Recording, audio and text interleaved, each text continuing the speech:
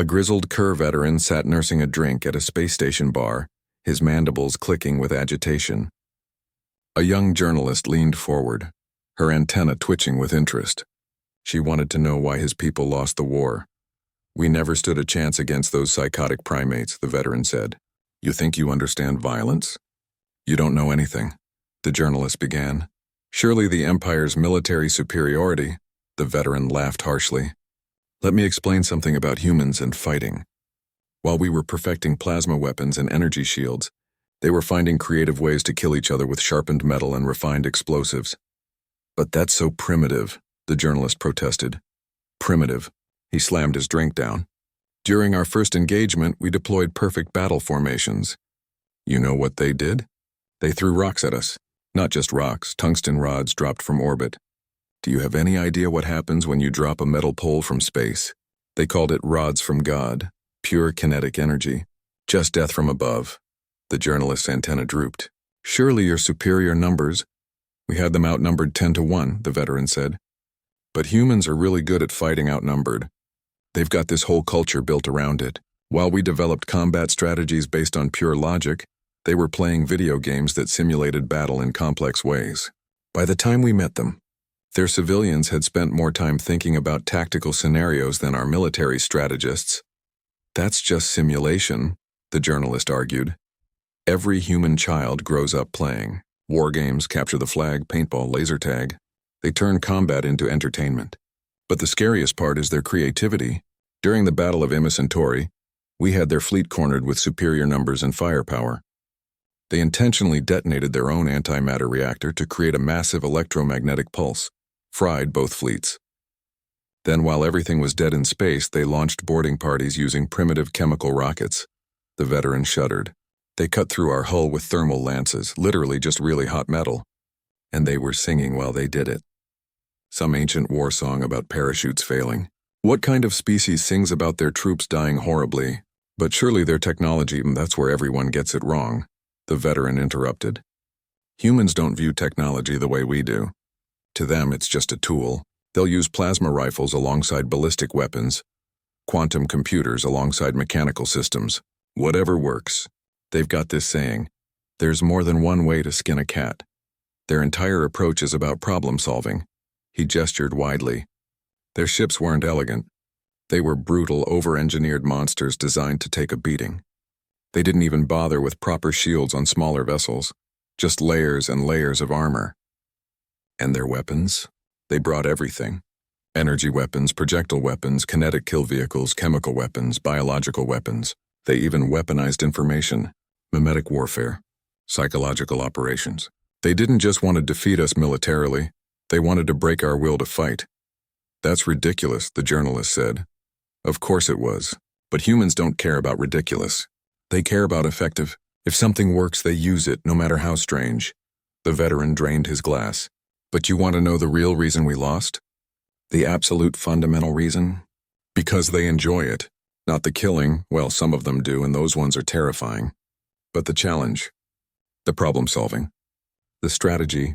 They treat warfare like a puzzle to be solved, and they're really good at solving puzzles." He gestured to the bartender for another round. "You know what they did after we surrendered? They invited our military leadership to a paintball tournament. Said it would be good for building post-war relations.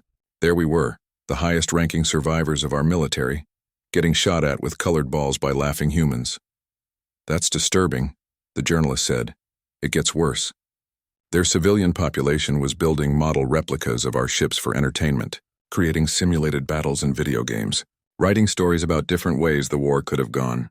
Their entire society is geared toward thinking about, analyzing, and enjoying conflict." The veteran leaned back. "So you want to know why we lost? Because we were fighting soldiers while they were fighting warriors. We fought with science while they fought with art. We fought because we had to. They fought because they'd spent their entire existence waiting to prove themselves against an alien enemy." The journalist was quiet for a long moment. "Do you think they'll ever change? Become more civilized?" The veteran chittered. "They are civilized. That's what makes them so dangerous. They maintain their warrior spirit while building a sophisticated civilization. They've got dancers who practice martial arts, scientists who play war games in their spare time, politicians who hunt for sport. He pointed to a group of humans at the other end of the bar, arm wrestling while placing bets. Look at them.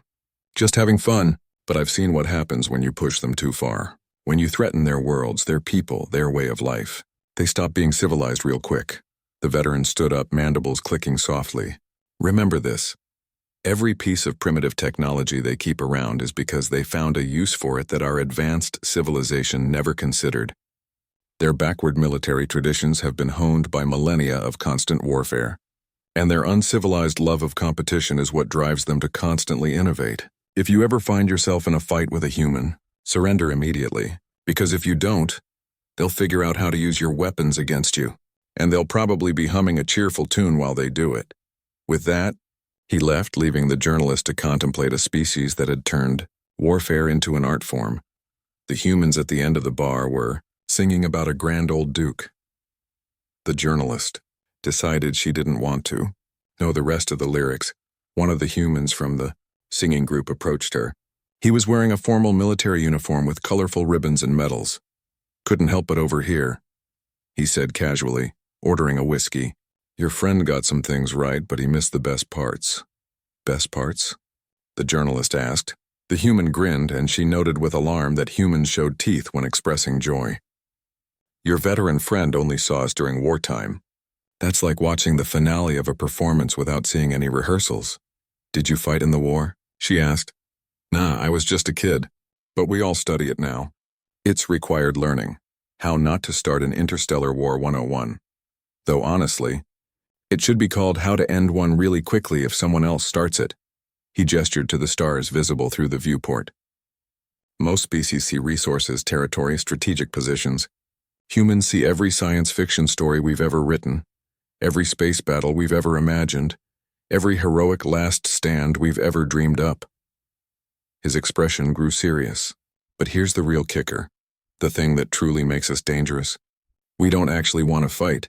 We prepare constantly, but our greatest heroes are the ones who find ways to avoid it. We celebrate commanders who win without fighting, diplomats who prevent conflicts, leaders who maintain peace. He finished his drink. That's what makes us gods of war. We understand it well enough to know when not to use it. Your veteran was right about us turning warfare into an art form, but he missed the most important part. Like any true artist, we know our greatest works often come from choosing not to create at all. The human stood up, straightening his uniform. That's why we're here now, drinking together instead of shooting at each other in space. Because as much as we excel at warfare, we're even better at figuring out ways to avoid it. Remember, the only thing humans love more than a good fight is a good reason not to have one. With that, he returned to his companions who were now attempting to sing about bottles of beer on a wall. The journalist looked at her notes, then at the stars, and finally understood why humans were considered gods of war. It wasn't because they were best at fighting. It was because they were best at understanding why not to. She had her story, but somehow she suspected it wasn't the one she'd originally set out to write. The singing stopped suddenly. The journalist turned to see the human group staring at a news broadcast. Breaking news. Pirates had attacked a civilian transport near the Carina Nebula. Not just any transport. A refugee ship carrying children from the war-torn Riel sector. The change in the humans was immediate and dramatic. Gone were the smiles, the casual postures, the friendly banter. Their expressions turned to stone, and the journalist felt a primitive shiver run down her spine. A new human, female wearing civilian clothes but moving with unmistakable military bearing, sat down at the journalist's table without asking. You want to know why we're really gods of war? The woman asked, her voice quiet but intense. Watch what happens next. What do you mean? The journalist asked. Those pirates just made the biggest mistake of their lives. They broke one of humanity's fundamental rules. You have rules for warfare? The journalist asked. The woman's laugh reminded her of ice cracking. We have rules for everything. Codes of conduct, laws of war, rules of engagement. But some rules, she nodded toward the screen. Some rules are written in our DNA. The journalist watched as the humans in the bar began making calls, sending messages, coordinating with remarkable efficiency. It seemed at odds with their earlier cheerfulness. Most species think we're dangerous because we're good at fighting, the woman continued. But that's not it. We're dangerous because we have lines that shouldn't be crossed. And when someone crosses those lines, she smiled, And the journalist suddenly understood why some species considered human smiles to be threat displays. On the screen, reports showed multiple naval vessels changing course toward the nebula. Not just human ships, but vessels from every major power in the sector. The journalist's antenna twitched in surprise. Alliances? Another thing we're good at, the woman explained. When humanity goes to war, we don't just bring weapons. We bring friends, allies, partners. We learned long ago that the strongest warrior isn't the one with the biggest guns. It's the one with the most people willing to stand beside them. She gestured to the screen. Right now, every nation that signed the Terran Accords is mobilizing. Not because they have to, but because they know that if they ever need help, humanity will remember who stood with us. It's just pirates, the journalist said. The woman's expression darkened. They attacked children, refugees, the helpless, the innocent. Do you know what that means in human terms? The journalist shook her head. It means the rules just changed. When we fight a regular war, we have restrictions, limitations, ethics. But when someone targets children, she pointed to the screen where more ships were appearing. That's when you see why we're called gods of war. The human officer from earlier appeared beside their table. Task forces assembled. We're getting reports of similar groups forming in 3 other sectors. Someone's been keeping tabs on these pirates for a while. Of course they have, the woman replied. We never forgot. We never forgot what? The journalist asked. The 2 humans shared a look. The officer spoke first. 3 years ago, these same pirates hit another transport. We couldn't prove it was them, but we knew. So we watched, we waited. We gathered intelligence. We built networks. We made friends. And now? The journalist asked. The woman's smile was terrifying in its calmness. Now they've given us an excuse, a justification, a reason. And that's when humans are at their most dangerous, when we can act with full moral authority. On the screen, the first reports of engagement appeared. The journalist watched in amazement as ships from a dozen different species moved in perfect coordination, cutting off escape routes, isolating pirate vessels, executing maneuvers that seemed impossible for such a diverse fleet. How are they working together so smoothly? She asked. Because we trained them, the officer said proudly. After the war, we shared our knowledge, our techniques, our experience. Not everything, of course, we're not stupid, but enough. Because we learned that the only thing better than being good at warfare is having allies who are good at it too, who trust you. Trust is a weapon, the woman added, more powerful than any battleship. The journalist watched as the operation unfolded with ruthless efficiency. Within hours, the pirates were cornered, the refugee ship secured. Then she noticed something. They're offering the pirates a chance to surrender, she said. Of course they are, the woman said. That's rule 1 of human warfare. Always offer a chance to surrender. Always provide an out, because the goal isn't to destroy your enemy. No, the officer replied. The goal is to make sure they never want to fight you again. Sometimes the best way to do that is to show mercy when you have every right not to. The journalist watched as most of the pirate ships surrendered. A few tried to fight, a few tried to run. None succeeded. The woman stood up. That's why we're gods of war. Not because we're the strongest or most advanced or most brutal, but because we understand that true power isn't about winning fights. It's about choosing which fights are worth winning and how to win them in ways that prevent future fights. She straightened her civilian jacket, and the journalist suddenly realized her bearing had seemed military the whole time. One last lesson about humans in warfare, the woman said. We're not just good at fighting wars. We're good at ending them. Sometimes with violence, sometimes with mercy, sometimes with both. But always with purpose, the officer nodded. The pirates thought they could get away with it because they didn't understand humanity's rules. They thought that because we sing and drink and play games, we're not serious about warfare. They forgot that gods can be both merciful and terrible. The journalist looked back at the screen, where the combined fleet was now escorting captured pirate vessels to the nearest starbase. The refugee ship was being attended to by medical vessels from 3 different species.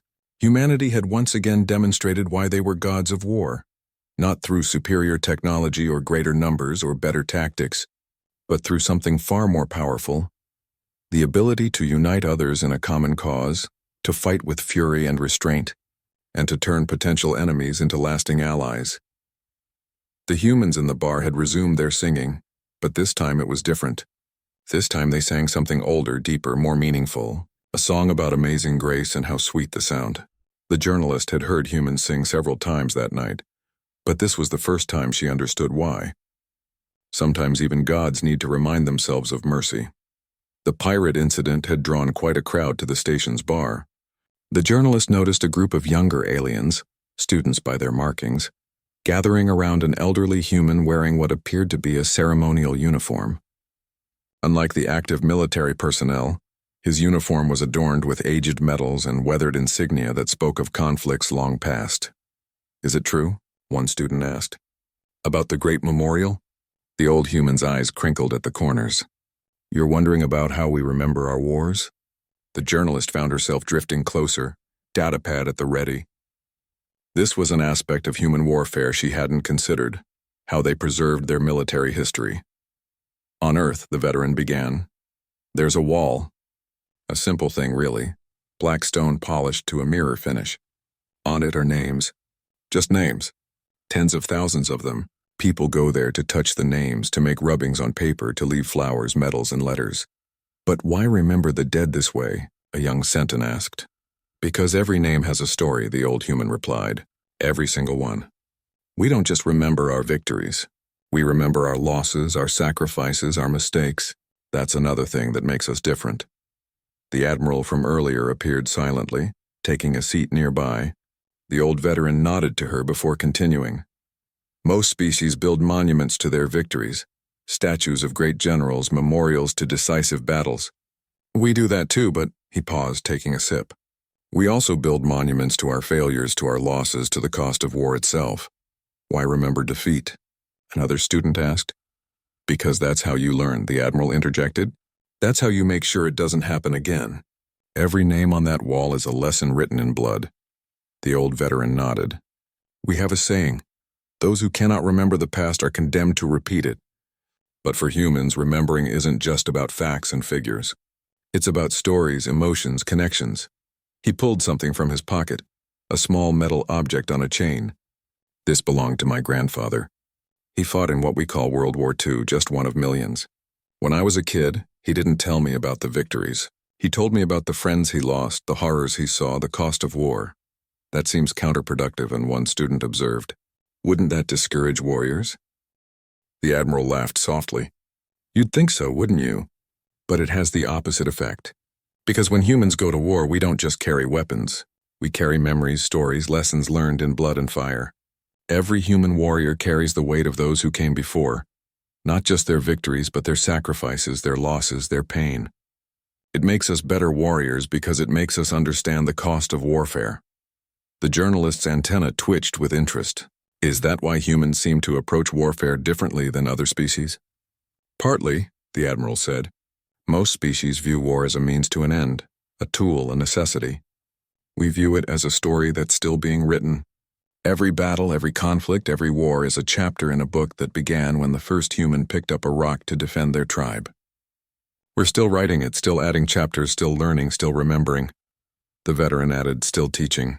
One of the students gestured to the news feed still showing updates from the pirate incident. "Is that why everyone responded so quickly? Because of memories?" "Exactly," the admiral said. "When we saw that refugee ship being attacked, we didn't just see a current event. We saw every refugee ship that's ever been attacked, every innocent that's ever been harmed, every time someone thought they could prey on the weak and get away with it. We remember," the veteran said softly. "We always remember. But it's more than that," the admiral continued. "We also remember every time someone stood up to protect the innocent, every time different species came together for a common cause, every time mercy was shown when vengeance would have been easier." The veteran held up his grandfather's dog tags. "These remind me of something important about human warfare. We don't fight because we love war. We fight because we remember what happens when good people do nothing. That's why we train so hard," the admiral added. "Why we prepare so thoroughly. Why we build alliances and share knowledge. Because we remember every time we weren't ready, every time we were too slow, every time we failed to protect those who needed protection." The journalist looked at her notes, then at the assembled group. "So humans are gods of war not just because of how you fight, but because of how you remember," the veteran finished. "How we learn, how we carry the weight of every conflict, every loss, every victory, every sacrifice." The admiral stood, straightening her civilian clothes. That's why those pirates never stood a chance. Not just because we had superior forces or better coordination, but because every human who responded carried with them the memories of every other time someone tried to prey on the innocent, and the mercy offered to the survivors. One student asked, "Also because you remember?" "We remember what happens when victory becomes vengeance," the veteran said. "When justice becomes cruelty, we remember because we have to, because if we forget, we risk becoming what we fight against." The news feed showed the last of the pirate ships being escorted to the starbase. The refugee ship was safely docked, its passengers being cared for by a multi-species medical team. "So you see," the veteran concluded, "being gods of war isn't about being the best at fighting. It's about being the best at remembering why we fight, when to fight, and most importantly, when not to. And when we do fight," the admiral added, "we carry with us every lesson, every story, every sacrifice that came before. It makes us better warriors, not because it makes us stronger or faster or more skilled, but because it makes us understand the true cost of warfare," the veteran finished. "And that understanding makes us both more terrible in battle and more merciful in victory." The students absorbed this in silence. The journalist looked at her notes, realizing she now had enough material for not just one article, but an entire series. Behind them, the humans in the bar had started singing again. This time it was different. A slow, mournful tune about poppies growing in fields where soldiers had fallen long ago. The journalist understood now. Humans weren't gods of war because of how they fought. They were gods of war because they never forgot why they fought or what it cost.